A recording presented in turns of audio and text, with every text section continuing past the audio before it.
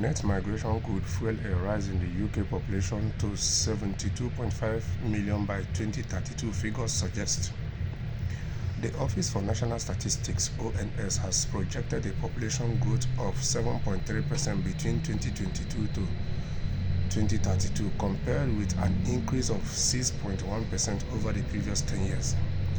The number is almost entirely based on the net migration, the difference between those entering and leaving the country, of an estimated 4.9 million people over the 10-year period. Downing Street said it wanted to bring down the staggering higher levels of migration but ruled out an arbitrary cap. The number of births and deaths is expected to be roughly equal, while it is projected there will be an additional 1.7 million pensioners by 2032.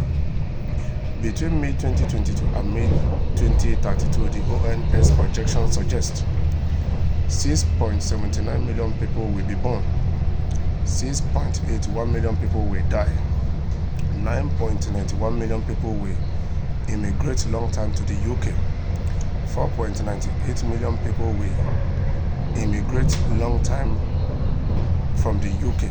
The ONS figures assume that from 2028, net migration will average 340,000 extra people to the UK per year, up from the previous projection of 315,000, which is lower than current levels.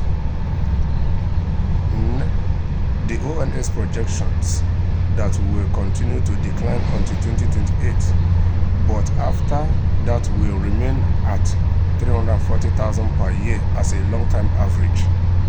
So these are predictions. Sometimes these predictions can be correct, sometimes these predictions can be wrong. Yes, because based on how the politicians, the world leaders address the issues or the situations or the problems we are facing.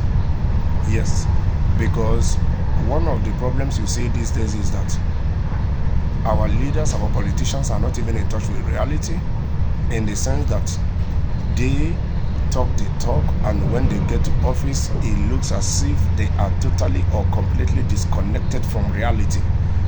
They begin to make policies that contradicts those talks they were talking while they were vying or campaigning for the votes. So it now depends on the policies that the UK will be making in the next from that 2022 to 2032.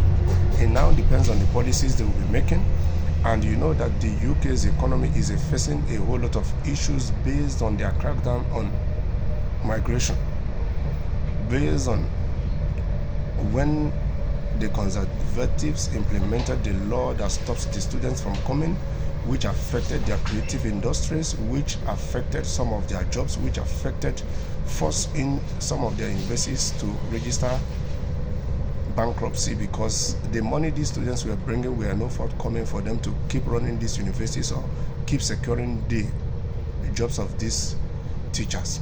So it's now left to see the policies the Labour are going to be making, the government that comes after Labour, what kind of policies are they going to be making? This is what we now predict, what will now lead to the results if these predictions are going to be correct, or they are going to be totally wrong, or they are going to be closed as predicted.